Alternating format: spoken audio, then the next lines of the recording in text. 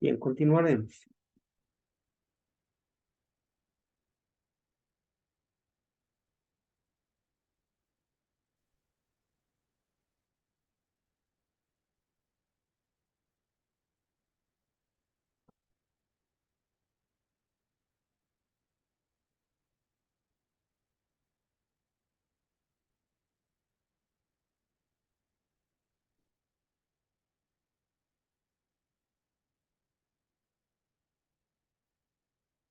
Ya.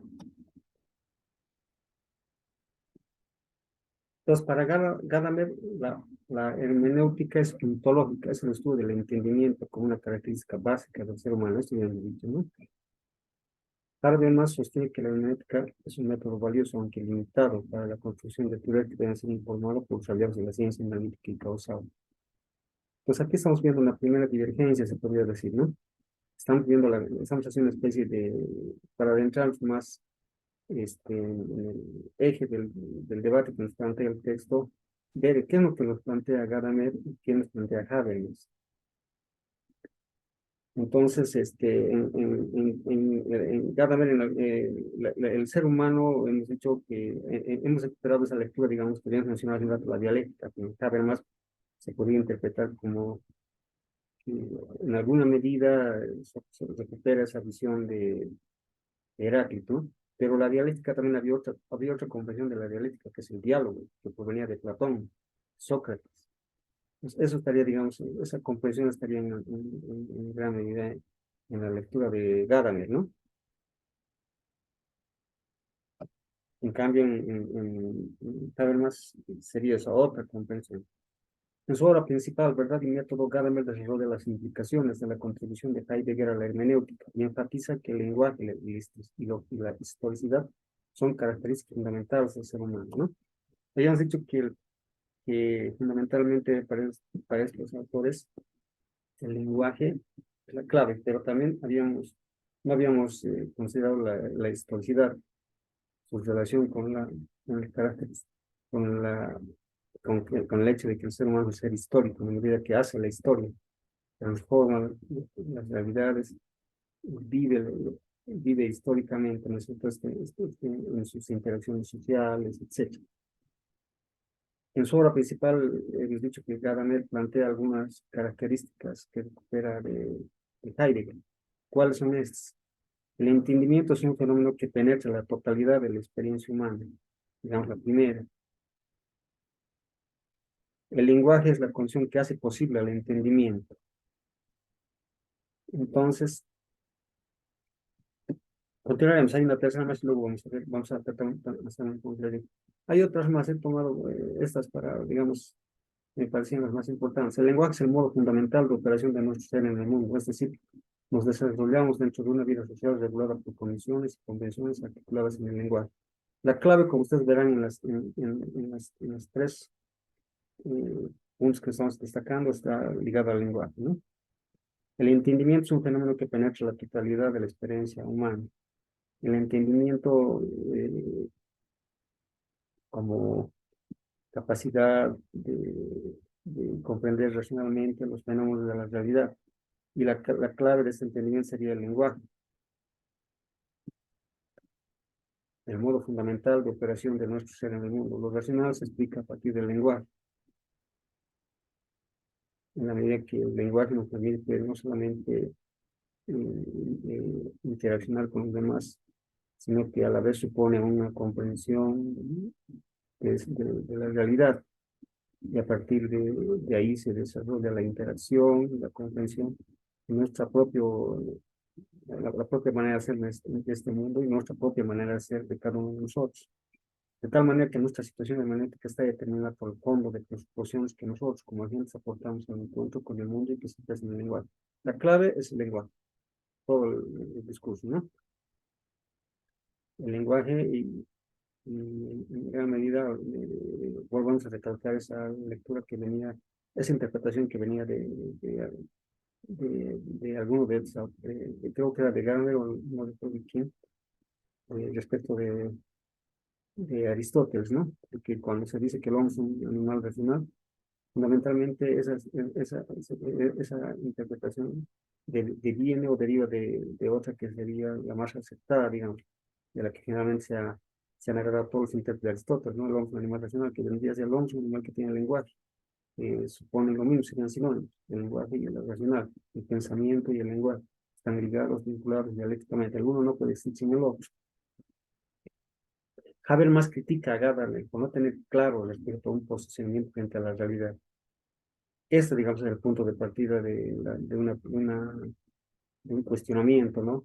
De Habermas frente a Gadamer. Toda interpretación de la realidad supone una toma de posición por las víctimas del sistema. En su concepto no se puede interpretar sin esta toma de posición, no hay investigación aséptica. Esto es de, la, de, de uno de los videos, ¿no? Que tenemos, que están ahí, que lo tenemos para esta semana, donde se plantea, digamos, una diferencia entre lo que haría la diferencia entre Habermas y Gadamer. Gadamer viene de otra corriente de pensamiento, idealista, subjetiva, digamos, que es más conservadora. En cambio, Habermas, en el hecho, viene de otra tradición y que en gran medida ese influjo de esa tradición se empieza a manifestar en su comprensión, digamos, en su debate con Gadamer, ¿no? Y en su comprensión de la realidad. Una toma de posición, es lo que le critica además. O sea que no solo se trataba de interpretar la realidad, sino que había que tomar posición. Y en este caso había que tomar posición a favor de quién, con las víctimas del sistema. ¿Cuáles son las víctimas del sistema? Aquellos que sufren represión, explotación, y son los pueblos del tercer mundo, que son víctimas de las injustas condiciones de intercambio con los países del centro, con las metrópolis capitalistas y los otros países tendrían a ser los países periféricos. Entonces ahí hay relaciones de desigualdad, de injusticia, de explotación económica, social, política, etcétera, del centro a las periferias. Entonces, más o menos ahí, por ahí va la crítica de Habermas, ¿no? En Gadamer no hay esa toma de posición, ¿no? ¿Por qué? Porque hemos dicho que proviene de tradiciones totalmente distintas, diferentes. Entonces, el concepto de Habermas no se puede interpretar si no hay toma de posición, no hay investigación ascética, o sea, no hay investigación neutral, cada uno se acerca a la realidad desde determinada posición, ya tiene una posición, no es que se acerca a la realidad sin, como diríamos, eh, es- con un desconocimiento absoluto de lo que, de la lectura y de la realidad, ya tiene una posición, ya tiene intereses que le hacen cuestionar o favorecer el statu quo, ¿no? Lo establecido. Habermas llega a un conjunto de conclusiones diferentes de su análisis de la hermenéutica filosófica. Donde Gadamer ve la guía de la tradición, Habermas encuentra la imposición del pasado. Mientras Gadamer concibe al entendimiento lingüístico como aquello que media nuestra interacción con el mundo, incluyendo las experiencias de la explotación, el trabajo y de la dominación, Habermas halla una escisión entre el entendimiento lingüístico y dichas experiencias. Entonces, tal vez en este texto ya se advierte más las diferencias, ¿no? Entre Habermas y Gadamer. Habíamos dicho que el punto de partida epistemológico de Habermas, a pesar de su ruptura con la ortodoxia marxista, sigue, digamos, manteniendo esa posición, digamos, del pensamiento crítico de la escuela de Frankfurt, ¿no? Que parte de las circunstancias sociales y que en su interpretación, en su comprensión de la realidad, esas circunstancias sociales no son dejadas de lado, que cuestiona a Gadamer por su ensalzamiento, por esa, Gadamer tiene una especie de sujeción a la tradición, ¿no? Al pasado, a esa lectura cultural, y justamente eso Habermas lo cuestiona. Mientras Gadamer concibe el entendimiento lingüístico como aquello o sea, como una cuestión solamente de interacción de un sujeto con otro sujeto, incluyendo las experiencias de la explotación, del trabajo y de la dominación, eso es algo que Gadamer no ve, pero sí lo ve Habermas, ¿no? Entonces ahí haya una escisión, dice, entre el entendimiento lingüístico y dichas experiencias. Ahí se ven experiencias distintas, desde puntos de vista distintos, el que sufre la experiencia de la explotación y otra será la lectura del que explota y domina. Entonces, son visiones contrapuestas, digamos. Mientras Gadamer considera que el lenguaje manifiesta nuestra trascendencia infinita porque su potencial esclarecedor es limitado, Habermas imputa al lenguaje con la característica de ser esencialmente ideológico. Cuando se habla de lo ideológico se refiere a esa lectura que proviene desde Marx, ¿no? De lo ideológico como una falsa conciencia, como una lectura mistificada de la realidad. El lenguaje para este último autor puede ocultar una conciencia falsa, como lo dice ahí, de la realidad, en tanto que sirva para legitimar relaciones de explotación sistemáticamente organizadas. Entonces, el lenguaje, en la medida que expresa una realidad y coincide, digamos, con esa realidad, para Habermas sería, en ese sentido, no un discurso ideológico, pero sería ideológico en la medida que, a pesar de que el lenguaje puede cumplir con todos los requisitos que, digamos, de estar, de no tener, en términos gramaticales, de no tener problemas de sintaxis, de ser desarrollado de manera coherente, lógica, etcétera. Sin embargo, puede ser una falsa conciencia de la realidad en la medida que no hace conocer la realidad, la mistifica, la oculta, la vela. Está en este caso, ¿qué estaría velando, ocultando? La explotación sistemática organizada que existiría en la realidad existente, ¿no? Eso que estaría cuestionando Habermas. Habíamos dicho que su influjo de Habermas no se iba a perder, ¿no? Que desde esa lectura, que hemos dicho que viene de otra tradición, iba a hacer su interpretación. Se incorpora a la filosofía hermenéutica, pero desde otra tradición, que contrasta, digamos, con las otras tradiciones. Porque aquí el fenómeno social para Habermas es lo destacable. En cambio, si vemos respecto a Husserl eh, y fundamentalmente Husserl, vamos a ver que es el individuo, el sujeto, la conciencia de los individuos, y aquí no, es una lectura que está entrando otro tipo de lectura, otro tipo de interpretación, ¿no es cierto?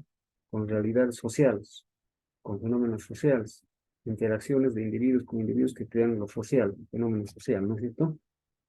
Porque las relaciones sociales, según esta lectura de la sociedad, no sería una suma de individuos, ¿no? Lo que haría la sociedad, ¿qué sería? Las relaciones sociales en las que intervienen estos individuos.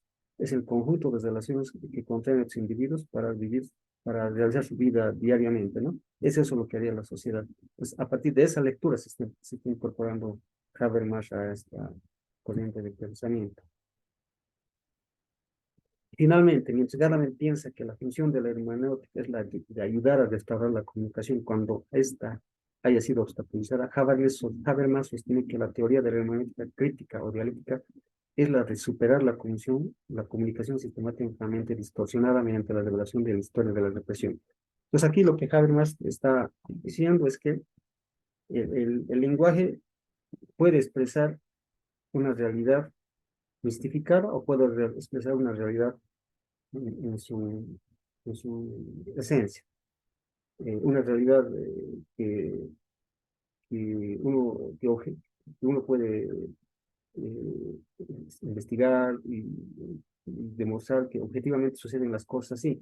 Y lo otro, cuando esa realidad que aparece en la anterior, lo que dijimos anteriormente, objetivamente que sucede así, que así funciona, que en su estructura interna es de esta manera, cuando se dice esa realidad se la trata de velar, de ocultar, no se la desvela, no se la desmistifica, entonces eso sería una ideología. En este caso, la comunicación tiene que expresar qué cosa en la lectura de Habermas. Es una lectura crítica, cuestionadora y que dice que tiene que, la comunicación, el lenguaje tiene que expresarse en realidad. Si quiere realmente el lenguaje expresar un pensamiento crítico, si quiere ser una hermenéutica crítica, ¿no? Si quiere ser una interpretación crítica y una comprensión crítica de la realidad, crítica en la medida que se acerca a lo que realmente sucede, al conocimiento de la estructura interna de la realidad. Y distorsionada, ideológica sería aquella que mistifica la realidad, que la oculta, que la vela, que no nos permite ver, ¿no? Que por lo tanto, en última instancia, lo que Habermas le critica a Gadamer es que eso Gadamer no cuestiona, que no toma una posición. Y Habermas, como ha ha desvelado esa realidad, toma una posición, al menos respecto de una lectura de la realidad social, ¿no es cierto? Pues no sé si hasta ahí habría algún punto de vista, algo que tal vez ustedes querían plantear. ¿Alguien? Tal vez Freddy, Indra, Valkyria, nadie. Estaría, en alguna medida se habría, estaríamos aclarando, digamos, esa distinción entre Habermas y Gadamer, lo que se plantea, o está la relación entre estos dos autores está un poco todavía poco claro, no sé si hay algún punto de vista, porque aquí lo que aparece es que es el concepto de ideología, ¿no? Las ideologías, ¿cuáles serían las ideologías? Fundamentalmente, una ideología se caracteriza por ser un discurso que, que no tiene por interés fundamental el conocimiento, sino que tiene un interés fundamental práctico, práctico social, podríamos decirlo, político, etcétera, por dar un ejemplo, ¿no? Económico. O sea, es un discurso que busca movilizar, incluso moral, es un discurso que busca movilizar a la población en un determinado sentido, pero que no tiene una función, es un discurso que no tiene por objetivo conocer una realidad, no tiene por supuesto, epistemológico que le preceda, lo que sería su interés máximo. Por ejemplo, el cristianismo es un discurso que busca movilizar a la población en el sentido de, de- de cambiar de actitud, de tener una actitud, una conducta determinada que tiene principios ético-morales y una concepción del mundo que tiene por detrás, pero que un objetivo que es fundamentalmente movilizar a la población en un determinado sentido, arrepentirse de los pecados, transformar su relación con los demás, etcétera, ¿no es cierto?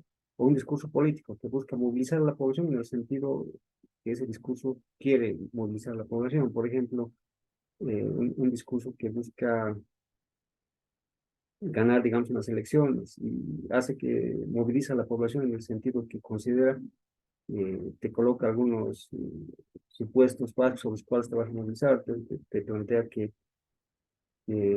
hay una crisis social, crisis económica y que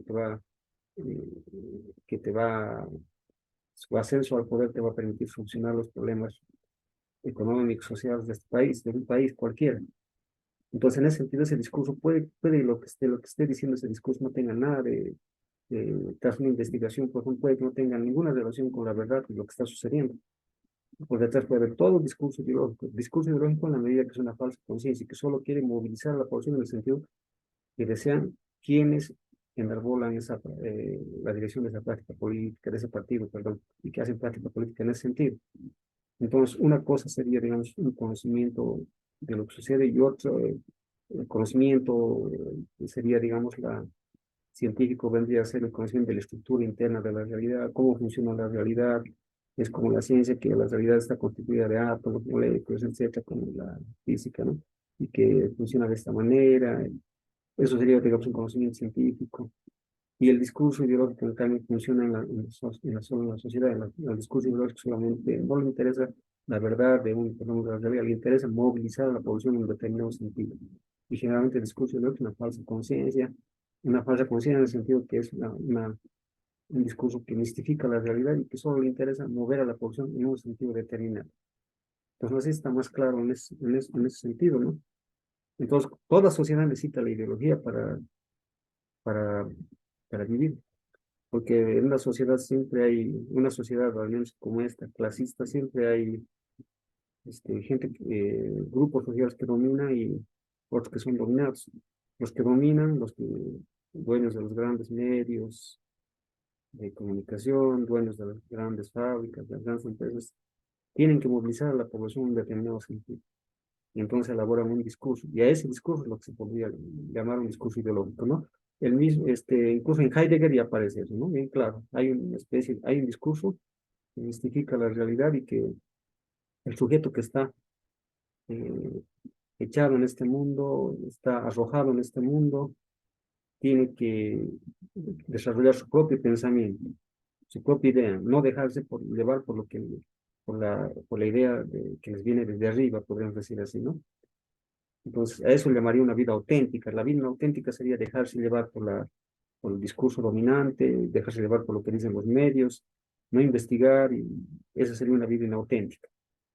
Entonces, esa vida inauténtica guiada por ese discurso ideológico es lo que aquí se está cuestionando, ¿no? Ya lo había dicho Heidegger, porque Heidegger también lo ha vivido, ¿no? He dicho que Heidegger ha vivido esa experiencia alemana de la emergencia del nazismo, ¿no?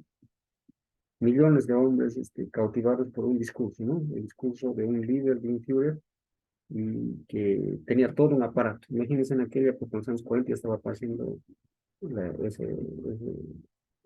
los primeros los momentos de emergencia, digamos, cuando el pensamiento filosófico da cuenta de la emergencia de una manera de dominar la subjetividad de los sujetos, podríamos decir. Entonces, ese fenómeno es hoy infinitamente mayor. ¿Por qué? Por el enorme poder que tienen los medios de comunicación, ¿no? Que en alguna medida esto se habría democratizado, digamos, en las redes sociales, donde hay distintas posturas, pero en cambio en un medio de comunicación es difícil que haya eso. En un medio de comunicación privado vas a escuchar la manera de pensar, la lectura del mundo que tiene o de la sociedad que tiene el dueño del medio de comunicación, y el dueño del medio de comunicación corresponde a un determinado grupo social, ¿no es cierto? Eso es lo que va a escuchar en un medio de comunicación.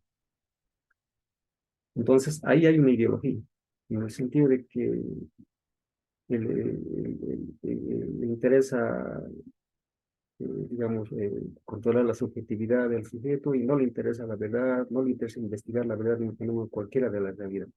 Esa sería, digamos, la diferencia, ¿no? Entonces, hasta acá no hay ninguna intervención. Tal vez con algún otro ejemplo respecto de esto de la ideología que cuestiona Habermas, porque eso es lo que le plantea Habermas a Gadamer, ¿no? Gadamer es conservador, Haber, Habermas en cambio toma una posición. ¿Conservador en qué sentido? Desde la óptica de Habermas, conservador en el sentido de que no cuestiona el statu quo social, ¿no? En el sentido de que solamente es una cuestión de interpretación, de comprensión, a partir del diálogo con el otro, pero que no ve por detrás, digamos, un, un, un fundamento social, y desde la lectura de Habermas, a pesar de su lectura con esa lectura ortodoxa social y económica, ¿no? Porque lo social en la lectura marxista no está desligado de lo económico. Bien, si no hay nada, continuaremos. Entonces, para Habermas, la esfera de la hermenéutica es ilimitada, en tanto que el diálogo interpretativo tenga lugar bajo una situación ideal de comunicación. Desde la perspectiva de Gadamer, la función de la hermenéutica es la de participar en el diálogo con otras personas del pasado y otras culturas, con el propósito de mejorar el entendimiento de expresiones aún no comprendidas o malentendidas. Claro, es lo que también plantea Habermas, ¿no? Pero Habermas va más allá y dice desde qué punto de vista estás haciendo tu entendimiento, tu comprensión, tu lectura de otras culturas. Y ese punto de vista lo ve ligado a los intereses sociales, económicos, ¿no? Entonces, hay un diálogo interpretativo de la realidad, interaccionan los sujetos, y esta interacción sería intersubjetiva. Pero en Marx esa interacción intersubjetiva, digamos, es una interacción social, y en alguna medida Habermas vuelve, sigue a pesar de todos sus cuestionamientos, digamos, el ortodoxo marxista en esa lógica, ¿no?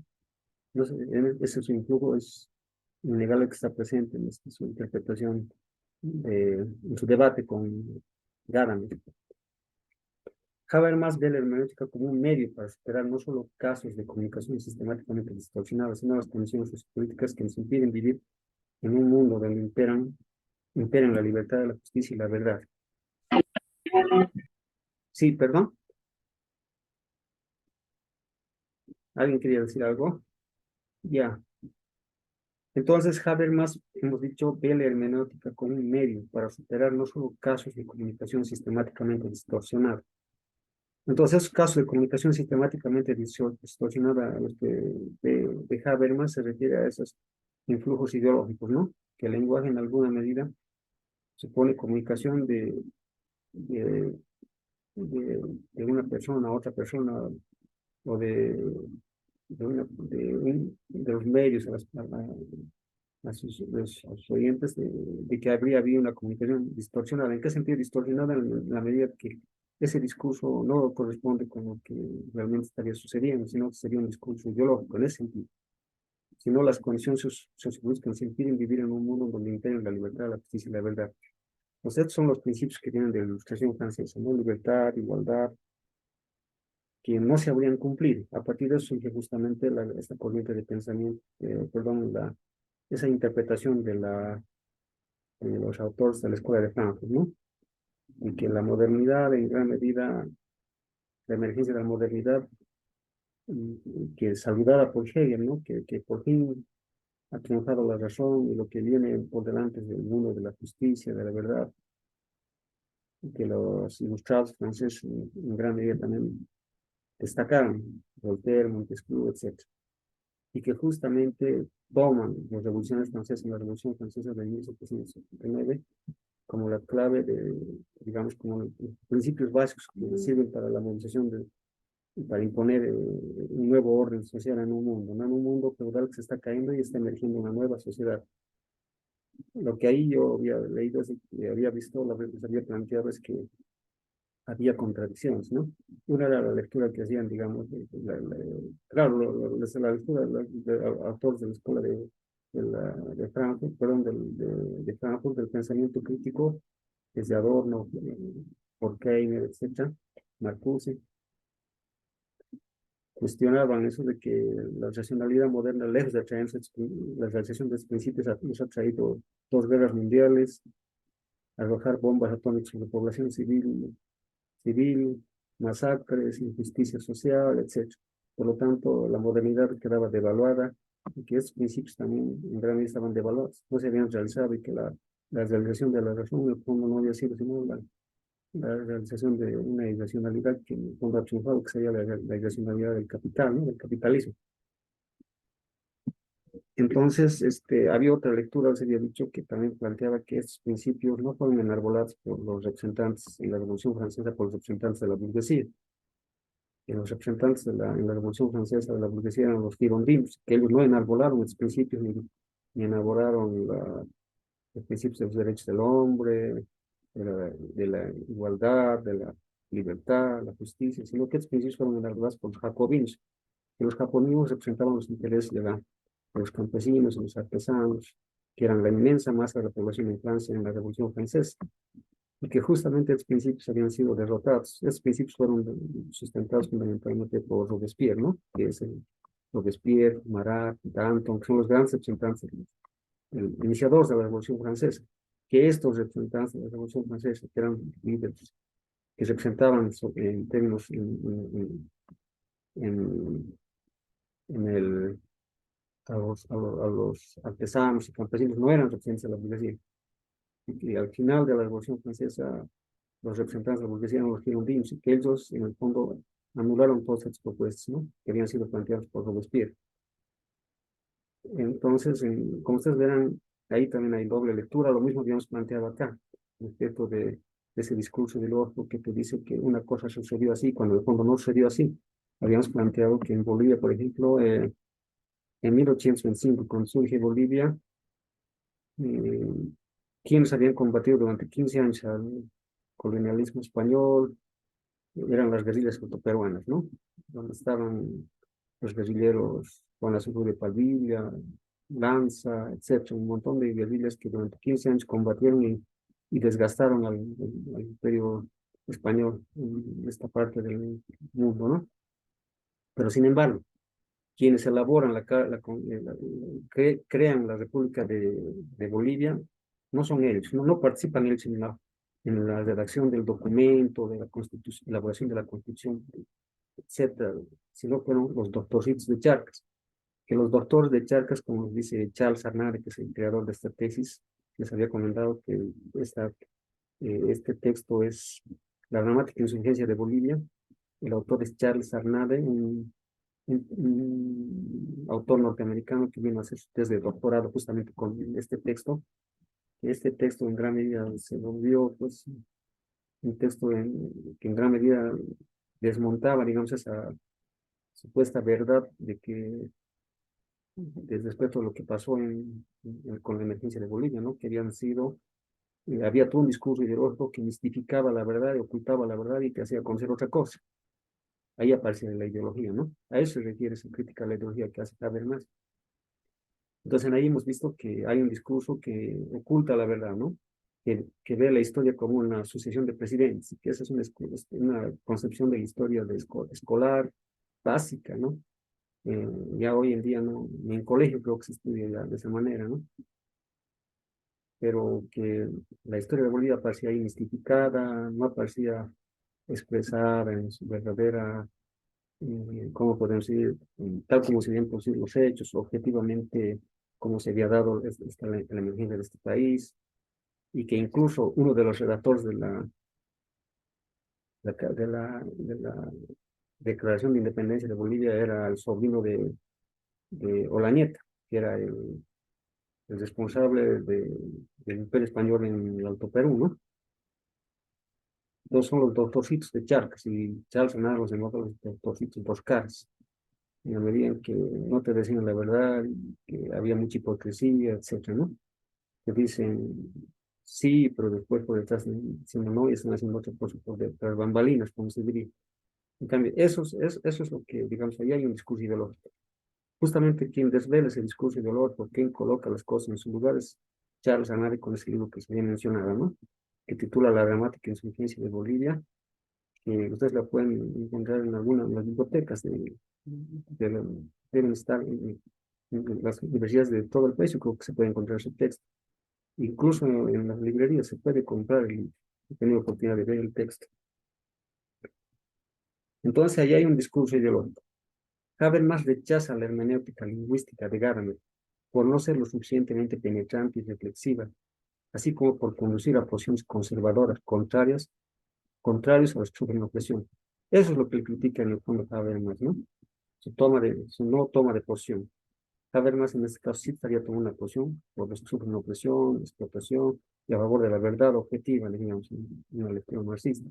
Y Gadamer está en otra lectura que enfatiza en el discurso, perdón, en la interpretación, en la comprensión y en el lenguaje, pero no toma una posición. Y sería conservador en el sentido de mantener el statu quo social, ¿no? En ese sentido. Y también en términos de la filosofía que no se manifestaban ni a favor ni en contra de estos fenómenos de la realidad social, ¿no? Como lo hacía la filosofía marxista, digamos, que simplemente o ignoraba o no daba una posición. Esa, digamos, sería, digamos, la diferencia entre estas dos corrientes de pensamiento, ¿no?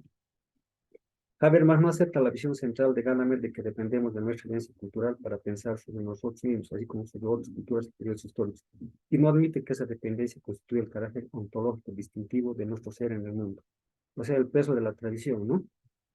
Entonces, a eso es lo que le cuestiona a Habermas. Entonces, en gran medida, y Gadamer mucho coloca en esa cuestión del peso de la tradición cultural, ¿no? Sobre cada uno de nosotros. Habermas aporta un remedio metodológico para corregir el carácter finito e históricamente situado de la reflexión. Ese remedio es la reflexión crítica, un tipo de reflexión que penetra en el lenguaje y llega a las condiciones reales que subyacen en el desarrollo de la historia, es decir, a las relaciones de trabajo y de poder. Entonces, una vez más, estaría, digamos, acá quedando más claro de que por dónde va la propuesta de Habermas, ¿no? De que esta reflexión crítica basada en una comprensión, una lectura de la realidad, que en este caso no sería la lectura de la realidad que manejaría Gadamer, que supone un tipo de reflexión, y a partir de esa lectura, de esa reflexión, hay una interpretación de la realidad, y que esa interpretación de la realidad se manifiesta en el lenguaje, en el discurso, en el lenguaje oral, en el discurso escrito, y que esa lectura, esa reflexión crítica partiría de las condiciones reales que subyacen el desarrollo de la historia. Esas condiciones reales tienen que ver con las relaciones de poder, y estas relaciones de poder tienen que ver con las relaciones sociales. Entonces, en este caso, las relaciones de trabajo y de poder, dice el texto. En este caso, las relaciones entre eh, del trabajo con el capital, digamos, en base a la lectura marxista, ¿no? Porque el poder, en este caso, alude al poder no solo político, ¿no? Económico, social. ¿Cuál es el origen del poder? ¿Qué supone el poder, digamos? La subordinación de unos sujetos a otros. Pero ¿qué es lo que hace que uno se subordine a otros? ¿Por qué se subordina a otro? ¿Por qué se sujeta a otro, al otro?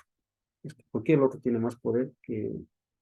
¿Por qué el centro del capital es más poderoso que la periferia? ¿Qué es lo que por qué le puede imponer condiciones en sus relaciones, digamos, de intercambio, en sus relaciones entre el mundo desarrollado y el tercer mundo? Si no es su enorme, la acumulación de condiciones materiales que puede tener el centro después de la periferia. Así el problema hermenéutico queda situado también de cara a la interpretación de los discursos, los textos y las obras de arte. Al respecto, Habermas afirma, la lingüisticidad le es a nuestro pensamiento algo tan terriblemente cercano y es en su relación algo tan poco objetivo que por sí mismo lo que hace es ocultar su verdadero ser. Constantemente está eso, ¿no? La importancia del lenguaje ligado al pensamiento. No puedes separar el pensamiento del lenguaje. Hay una interacción, una relación dialéctica, podríamos decir, ¿no? Porque en el ser humano es el pensamiento y el lenguaje están unidos. Y esa relación no puede manifestarse como una relación dicotómica, sino como una relación dialéctica. Entonces, ¿qué es lo que oculta el verdadero ser de algo objetivo que está ahí afuera, que que el lenguaje debe manifestar? Es justamente que lo que ha venido cuestionando Jaime todo desde un principio, lo hemos visto acá, ¿no? El discurso ideológico, las ideologías que ocultan el verdadero ser de algo. Entonces, desmistificar eso, desmontar eso, sería la tarea, digamos, del pensamiento hermenéutico, ¿no? Y la interpretación de Gadamer. Entonces, a diferencia de la epistemología que se ocupa de la relación entre lenguaje y realidad, la hermenéutica considera la lengua en forma, un funcionamiento pragmáticamente en la forma empleada por los participantes para alcanzar una comprensión conjunta. ¿Esto de quién es? Obviamente no es de Habermas. ¿De quién es? A ver si alguien me quiere decir a quién corresponde y cuál es esta lectura que hace acá. Porque aquí dice que la epistemología se ocupa de la relación entre lenguaje y realidad. En Habermas, ¿estaría de acuerdo con eso o no estaría de acuerdo? ¿Alguien me puede decir algo al respecto? ¿Freddy? ¿O Rodrigo? ¿Valquiria o Indra? ¿Alguien?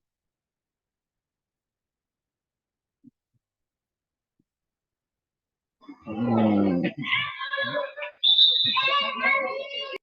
Adelante, Rodrigo.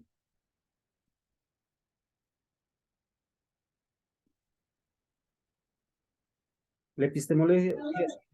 Adelante, Rodrigo. sobre lo que es la epistemología, profe, ¿sí? Sí, Rodrigo. La relación que hay. Un poquito, no les he podido comprender eso. Ya. La epistemología es una disciplina filosófica, ¿no es cierto? Debe ser la epistemología de las disciplinas filosóficas que aún están en la filosofía.